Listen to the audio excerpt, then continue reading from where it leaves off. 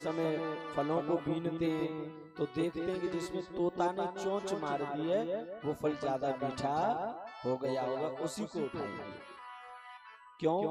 क्योंकि अगर किसी फल में कोई तोता चोंच मार देता है तो वो और ज्यादा मीठा हो जाता है।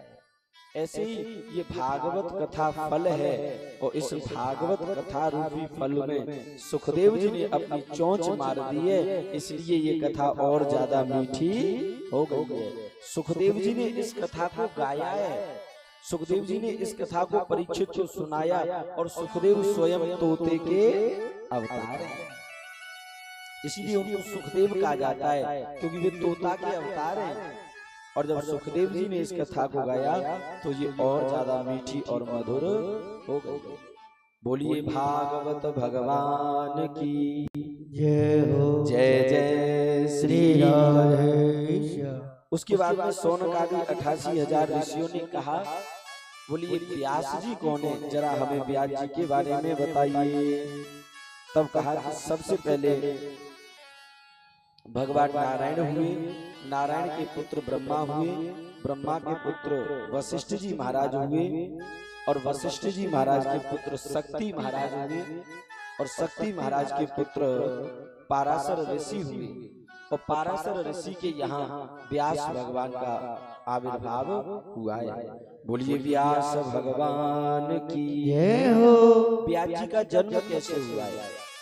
पाराशर ऋषि के यहाँ व्यास जी महाराज का जन्म हो रहा है और श्री व्यास जी महाराज ने भागवत कथा, ऋग्वेद, अर्थवेद, यजुर्वेद, सामवेद इनको लिखा, पुराणों को लिखा, ये वही व्यास जी है। इनके एक पुत्र हुए जिनका नाम है सुखदेव जी।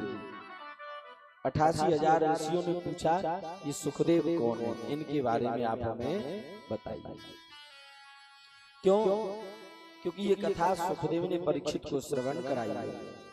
तब कहा, एक बार राधा रानी की गोद में एक तोता बैठा है और राधा रानी ने कहा, तोता तुम धरती पे जाओ और मेरी कथा का प्रचार प्रसार करो। उस तोते ने मना कर दिया, राधा रानी हम धरती पे नहीं जाएंगे। क्यों नहीं जाओगे? क्योंकि जो लोग धरती पे चले जाते हैं तो फिर वे लोग माया में मिल जाते हैं। जब तक धरती पे हम लोग नहीं आते हैं तब तक हम भगवान का चिंतन करते हैं और जैसे ही पृथ्वी पे आ जाते हैं तो फिर भगवान का चिंतन करना बंद कर देते हैं।